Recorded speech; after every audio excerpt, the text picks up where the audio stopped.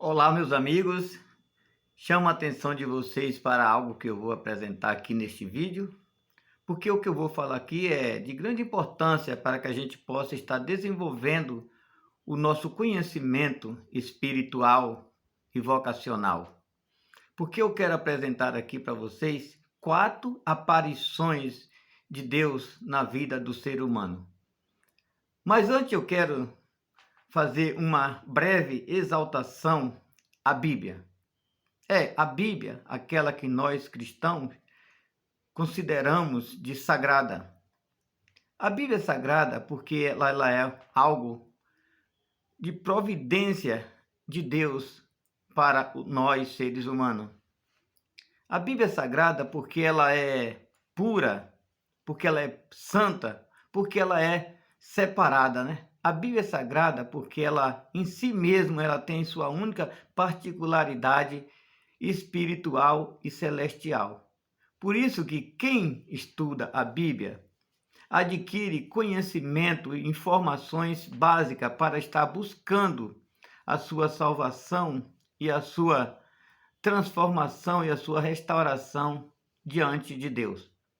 Quem estuda a Bíblia sai na frente porque adquire, através do conteúdo que há nela, conhecimento e sabedoria que nós não encontramos em nenhuma universidade de ensino acadêmico. Quem estuda a Bíblia se torna uma pessoa diferenciada. É por isso que nós a consideramos como nosso manual de instrução. Nós recebemos-a como nosso manual de fé e prática. A Bíblia ela não foi preparada ou providenciada e designada ao homem por Deus para condená-lo, mas sim para absolver de uma possível condenação. Por isso, se alguém tem costume de querer ficar folheando a Bíblia para encontrar texto isolado para condenar alguém, está enganado, porque a Bíblia foi dispensada por Deus a nós para que a gente possa aprender a buscar o nosso contato diretamente com Deus e ensinar para outras pessoas também.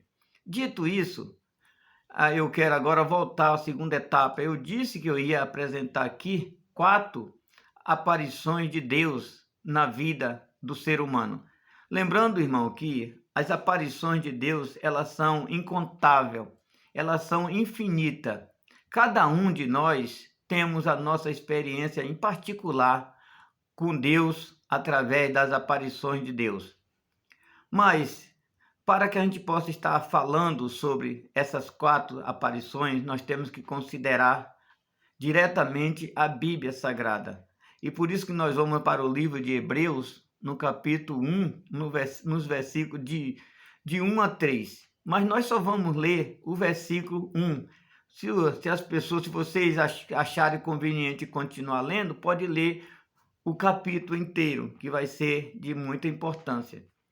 Ela fala assim, havendo Deus outrora ou antigamente falado muitas vezes e de muitas maneiras aos pais por intermédio dos profetas, nos últimos dias nos falou por intermédio do seu Filho.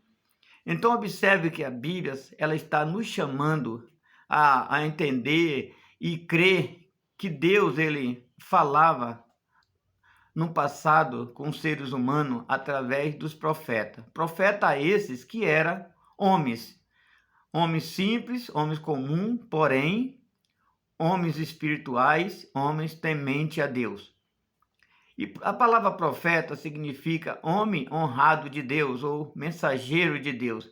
Então, como é que Deus fazia esse preparo todo para transformar o ser humano, o homem simples, comum, em profeta, visto que profeta não é título? Deus o preparava ele como profeta. Às vezes as pessoas falam assim, Deus levantou o profeta A, o profeta B, o profeta C. Não, mas não é assim. Deus não levantou profeta, Deus levantou homens e o fez profeta.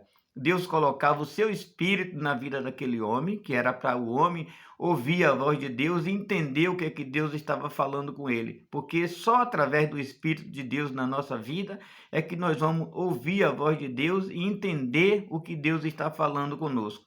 colocava também ali poder, autoridade, coragem e sabedoria na vida daquele homem, mas também lhe dava também proteção para que ele não fosse morto. E aí preparava aquele homem e enviava a um povo esse que poderia ser um povo próximo ali da própria família daquele profeta, mas também poderia ser um povo longínquo, né? E assim Deus falava com os homens, orientava e contava para os homens sobre a situação que estava acontecendo, tanto positiva como negativa. Aí nós vamos agora para a segunda aparição de Deus. A segunda aparição de Deus aconteceu num período onde nós somos ensinados que Deus se calou, Deus se ausentou, Deus não se comunicou ao ser humano através de profeta, através de mensageiro nenhum. É como se tivesse assim, o ser humano ficou desvalido, ficou esquecido. Mas se nós formos considerar a história, nós vamos ver que Deus estava presente sim, porque os acontecimentos mostram que tudo aquilo que aconteceu naquele período foi fundamental para a terceira aparição de Deus, que nós vamos falar daqui a pouco. E outra coisa, a Bíblia fala que a misericórdia do Senhor é a causa de não sermos consumidos. Então, independente do que nós achamos, do que nós entendemos, Deus está sempre presente através da sua misericórdia em nosso favor. Se trata de um período chamado a plenitude dos tempos, ou o período helenístico. O que quer dizer o período helenístico? É um momento em que houve uma expansão do conhecimento filosófico do Oriente, naquela região ali da Palestina, da Ásia toda.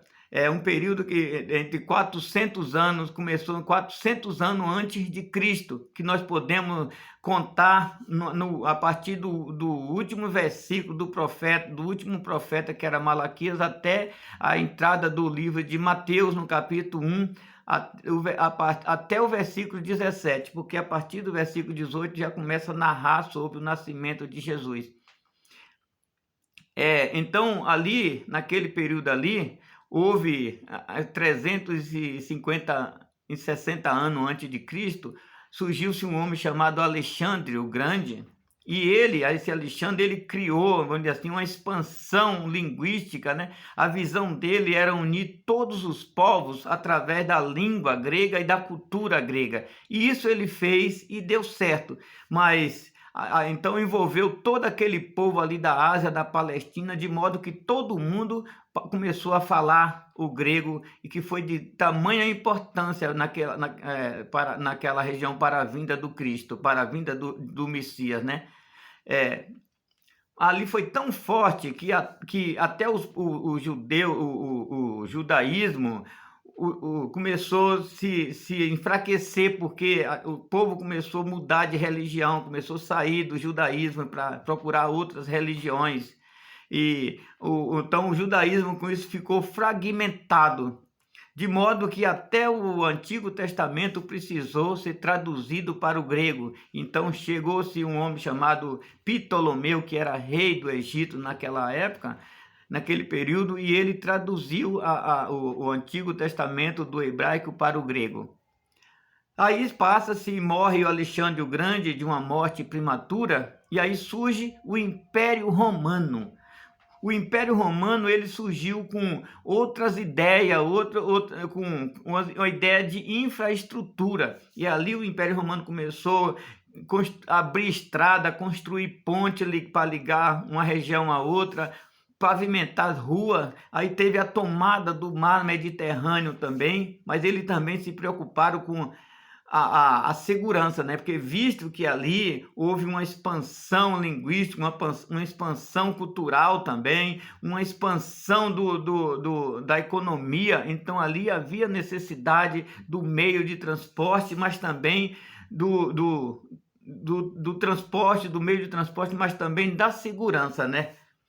E assim foi, mas nós não podemos esquecer também que naquele mesmo período ali houve uma situação muito bizarra, provocada por um homem chamado Antíoco Epifânio, que era filho do Antíoco Magno III, que era rei da Síria, por ali assim, dominador de toda aquela região da Ásia, e aquele Antíoco Epifânio, ele começou invadindo a cidade, tomando cidade, e assim ele invadiu Jerusalém, tomou o templo e começou a profanar tudo aquilo que era puro, sagrado aos judeus, né? Ao ponto dele matar e sacrificar um porco dentro do templo, aquilo que para os judeus era imundo. Começou a oprimir o povo para que o povo mudasse, saísse da religião para ir para a seita deles, a seita pagã. E aquele povo que não aceitava era mortos, né? Começou a proibir a prática da cerimonial, né? Que como a circuncisão, começou a matar as mulheres que levavam os filhos para serem circuncidados.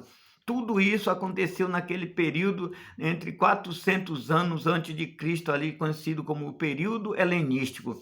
Mas o curioso é que o nome Antíoco Epifânio significa Deus manifesto. Aí, baseado nesse nome, nós podemos tirar uma conclusão. Nem sempre uma pessoa com um nome bonito, né? Com um nome com grande importância, com nome de santo, como fala na música de Legião Urbana, nós podemos esperar que um ser humano possa honrar o seu nome e praticar obras positivas, obras boas. Mas às vezes as pessoas têm um nome bonito, tem o nome de santo, mas suas ações são profanas, são desumanas, né? E aí agora nós vamos para a terceira aparição de Deus, que nós podemos dividir em 4 fases, que é o Deus Emanuel, o Deus Yeshua, o Deus Messias e o Deus o Cristo.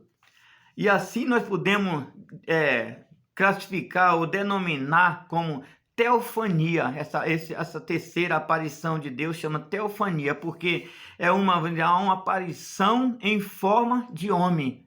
E nós podemos ver isso em Isaías, no livro do profeta Isaías, no capítulo 7, no versículo 14, quando diz assim: o mesmo Deus vos dará um sinal, uma virgem dará à luz a um filho e porá o nome dele de Emanuel. A palavra Emanuel significa Deus conosco.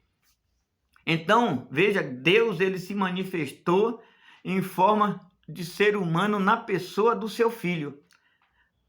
E aí aparece a segunda fase, que é o Jesus, né? O Yeshua. Nós vamos ver em Mateus 1:21, fala assim: ela dará à luz um menino e colocará o nome de Jesus, porque ele salvará o seu povo dos seus pecados. A palavra Jesus no grego quer dizer Yeshua, que tem a palavra, um nome grego que deriva de uma raiz hebraica que tem o sentido de Salvador.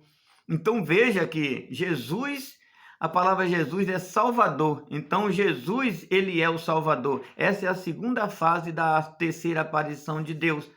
E a partir daí Jesus cresce, né? E aí nós vamos voltamos o livro de Isaías lá no capítulo 7, mas no versículo 15, que diz assim: manteiga e mel comerá até que aprenda a rejeitar o mal e se apegue ao bem. Então foi o período em que Jesus cresceu até chegar aquele período ali onde ele ia começar a sua obra. Aí teve o seu período de começar a sua obra, fazendo sinais, prodígios e sinais, ensinando ao povo como buscar o reino de Deus, ensinando ao povo aonde estava o reino de Deus, falando do povo dos seus pecados. A partir dali, Jesus começou a se manifestar e se identificar da sua origem, o seu reino. Jesus passou a ser conhecido como o Messias, ou seja, o enviado.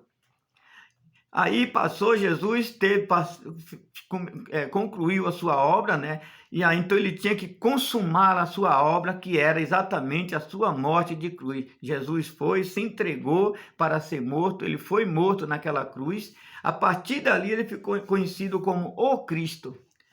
Nós às vezes chamamos Jesus Cristo, mas a palavra certa é Jesus, o Cristo. Porque a sua morte foi propiciatória, a sua morte foi para expiar o pecado da humanidade. E nós podemos ver que o nome Jesus é era um nome conhecido dos judeus, por isso que antes de Jesus já existia outro Jesus. Depois de Jesus já existiu também outro Jesus, mas só o Emanuel, só o Jesus, só o Messias se tornou o Cristo. Então, por isso nós temos que chamar Jesus ou Cristo. Agora nós vamos para a quarta aparição de Deus para encerrar. A quarta aparição de Deus, ela é Deus em palavra, Deus em escrita, que é a Bíblia Sagrada. Quando nós abrimos a Bíblia para ler, é Deus falando conosco, é Deus nos orientando, é Deus nos ensinando, é Deus nos motivando, mas também é Deus nos cobrando, Deus nos advertindo. Por isso que nós devemos ler a Bíblia. E é só, espero que você tenha gostado.